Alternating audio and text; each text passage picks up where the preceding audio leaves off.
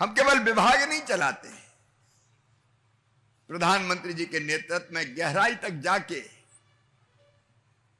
कैसे हम किसानों की तकलीफ दूर करें इसकी कोशिश करते हैं, किसान की आमदनी बढ़े। अभी सम्राट जी बता रहे थे 57% लोग आज भी खेती पर निर्भर है, और खेती भी एक चीज की नहीं है, कहीं केला है तो कहीं लीची है, कहीं मकई है तो कहीं गेहूं है, कहीं धान है, और इस धरती पे तो मखाना है, मखाना। और अगर किसानों का कल्याण करना है तो हमको हर एक फसल को ठीक से देखना पड़ेगा। और इसलिए जब मैं पहली बार कृषि मंत्री बन के पटना आया था कृषि भवन में, तब बैठक हुई थी किसानों के साथ, और उस बैठक में मखाना उत्पादक किसानों ने अपनी समस्या बताई थी। अटल जी को प्रणाम, उन्होंने ये केंद्र बनाया, और मोदी जी का अभिनंदन कि अब मखाना बोर्ड बनाने का फैसला हो गया है। अब मखाना तो सुपर फूड है, पौष्टिकता का भंडार है, लेकिन मखाना आसानी से पैदा नहीं होता। मखाना पैदा करने के लिए कितनी तकलीफें सहनी पड़ती है, ये यहां आके ही देखा जा सकता है। और इसलिए मेरे मन में यह भाव आया, मैंने आदरणीय उप मुख्यमंत्री जी को, कृषि मंत्री जी को कहा कि भैया हम कृषि भवन में बैठ के बना दें मखाना बोर्ड, सब अफसर बैठ जाए और मखाना बोर्ड बन गया।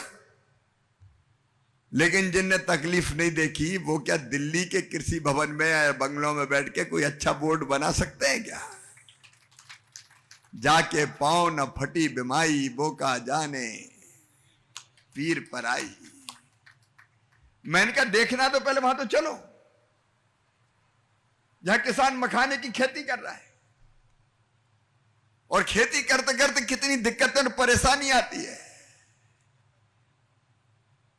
और इसलिए मेरे मन में एक बात आ रहा है और आई, यह भी हो सकता था कि हम आते यहां मंच पे स्वागत करवाते, भाषण देते और निकल लेते, उससे भी सही जानकारी नहीं मिलती। तो मन में भाव आया, रे शिवराज तू तो सेवक है, एक बार तालाब में पोखर में घुस जा और जाके वहां मखाने की बेल को लगा, तब तो पता चलेगा कि खेती कैसे होती है। और इसी पवित्र भाव से अगर हम देखो जनता की तकलीफ समझने की कोशिश ही ना करें, और वो सुनने में भी पता नहीं चलती कि इतनी तकलीफ होती है, वो तो जाके देख के जब पानी में घुसते हैं तो कितने पांव धंसते हैं, और पानी से कैसी कैसी खुशबू आती है, ये तो अंदर घुस के ही पता चलता है।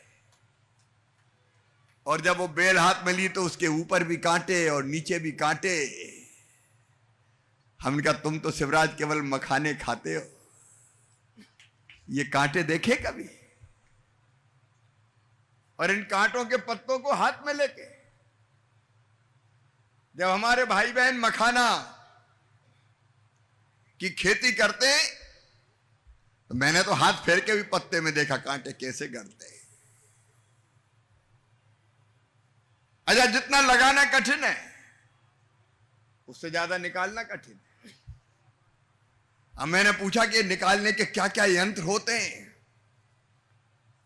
खोंधी, डेली बांस की छड़ी से बनी रहती है, ये कच्चे पके बीजों को संग्रहित करने के लिए, फिर छलनी चाहिए, फिर मैट चाहिए, फिर लोहे की कढ़ाई में भूनो, एक बार नहीं दो दो बार,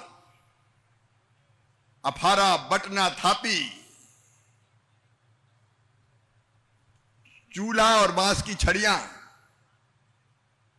अगर ये नहीं आता दरभंगा तो शिवराज को समझ में ही कैसे आता है।